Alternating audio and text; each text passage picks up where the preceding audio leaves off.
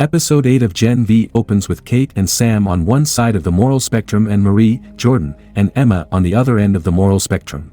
Kate and the newly radicalized Sam think that killing humans who want to kill Supes is the right thing to do, and their first step is to unleash the prisoners of the woods on the people at Godolkin. Marie, Jordan, and Emma are of the opinion that bloodshed won't resolve anything. So, they intend to stop Kate, Sam, and everyone who stands beside them before they cause irreparable damage to the students and employees of Godolkin. Andre finds out that Polarity is dying because the side effect of using his power is brain damage. The doctor advises both Andre and Polarity to never use their powers because they'll eventually kill them. Polarity is in no position to use his powers, so in a way, he's safe. But Andre has his whole life in front of him, and he won't be able to get through it without his powers. Therefore, Andre's dad tells Andre to take up the mantle of Polarity and do the things he never could for one reason or another. Back at Godolkin, Ashley Barrett shows up to conduct a meeting where they'll decide who should join the Seven. No, she isn't invested in the future of the young Supes. She thinks that the appointment will cause a big enough distraction to make the general audience forget everything about the deaths and the violence that is happening at the university.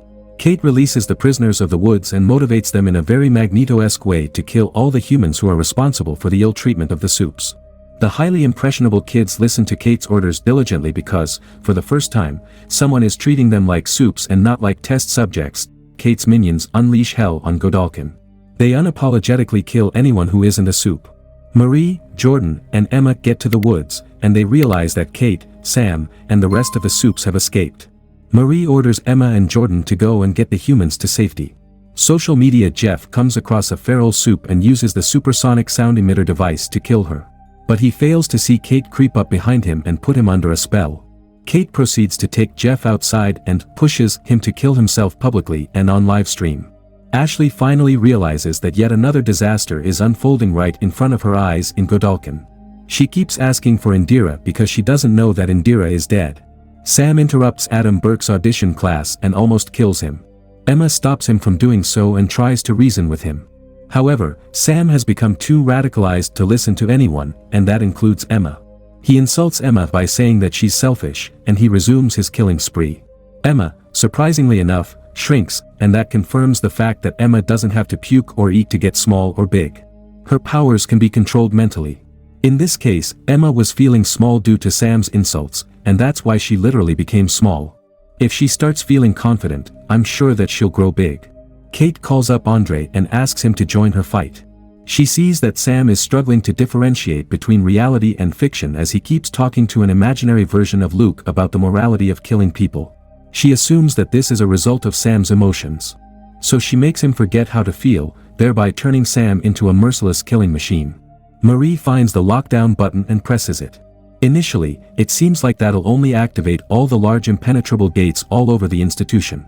But as soon as the supersonic sound begins blaring through the speakers strewn all over the grounds, Indira's backup plan feels somewhat impressive.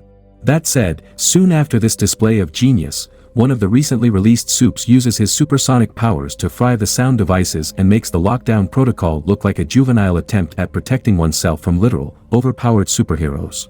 Ashley comes up with a plan. She says that they should call up the candidates who have been selected to be potential members of the Seven and tell them that if they successfully stop the mayhem, they'll immediately get to join the prestigious group of superheroes. Marie gets a call, and it seems like she likes the idea because it means she'll get to meet her sister, even though she has no clue how to stop Kate, Sam, and all the other Supes. Ashley, Burke, and the rest of her team members try to escape via a helicopter. But Kate manipulates a Supe to destroy it. Andre shows up to stop Kate and ends up using his powers to save the aforementioned helicopter from crashing. As predicted by the doctor who is looking after Polarity, the superheroic act takes a toll on Andre's mind.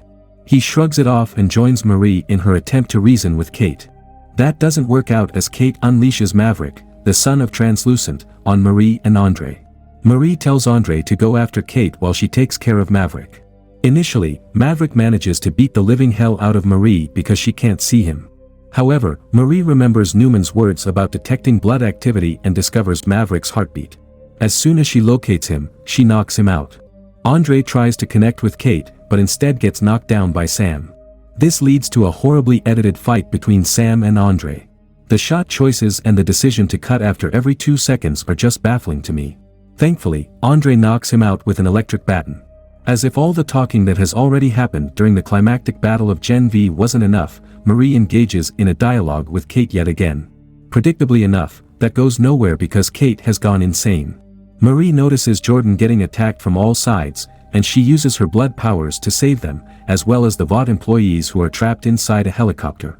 Burke says that he is going to use that in his movie, thereby indicating that he seeks to monetize every single thing that he sees. During Gen V ending, Marie and Jordan take a pause to appreciate that they work together really well. But Kate shows up out of nowhere and tries to manipulate Jordan. Marie uses her blood powers and blows up Kate's arm. At the same time, Homelander shows up and blames Marie for attacking one of her own. Cameron Coleman, the newsreader, says that Sam and Kate are the real heroes, while Marie, Jordan, Andre, and Emma are the real villains of the Godolkin massacre. This means one thing and one thing only: Homelander has become a full-blown racist. He wants to paint the white students as the victims as well as the heroes, while labeling the diverse section of the cast as the villains. This is insidious, and given how Marie, Jordan, Andre, and Emma are in a doorless prison, probably inside Vought, they'll have a hard time proving their innocence. Meanwhile, Kate and Sam will get all the freedom in the world for being white and discriminatory. So, the one thing that you can expect in The Boys Season 4 is racism. By the way, if you stick around, you'll be greeted with a mid-credits where Billy Butcher visits the woods and says one of his infamous catchphrases. Thank you for joining us on this journey, and I hope you enjoyed Gen V.